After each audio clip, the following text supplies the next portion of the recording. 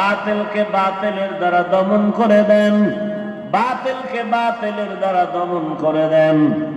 আদোওয়ালা বিনয়ী জিন্দেগি দান করেন, আপনার খাস ওলিদের বন্ধু বানায় দেন।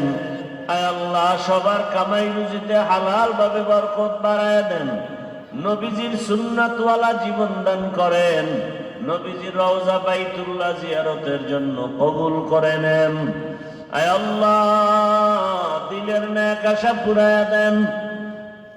আয় আল্লাহ, আমরা যারা হাত তুলেছি জানি না এখানে কারা ইয়াতীম, আর বাবা পাবেন অনেকে, মা হারা অসহায়, জীবনে আর বাবা বলে ডাক দিতে পারবে না রে মালিক, আর বাবার চেহারাটাও দেখবে না।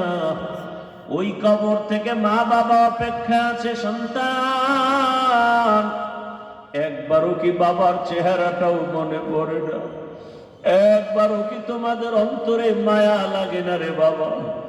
যেই মা বাবা রাত না ঘুমাইয়া তোমাকে আমাকে ঘুম পাড়াইতে, যেই মা বাবা না খাইয়া তোমাকে আমাকে খানা খাওয়াইতেন, এত কষ্টের জীবনটা তাদের, এরপর আমাদেরকে ভুলেন নাই। ও নিষ্ঠুর সন্তান, ওই মা বাবাকে কেমনে ভুলে গেছো? ও আল্লাহ, এতিমদের দিকে তাকাইয়াও কি মায়া হবে না? গুনাহের কারণে দিলটা পাথর, চোখে পানি নাই, কান্নাওয়ালা চক্ষু দান করেন। মা বাবা মুরব্বীদের কবর জান্নাত বানায় দেন।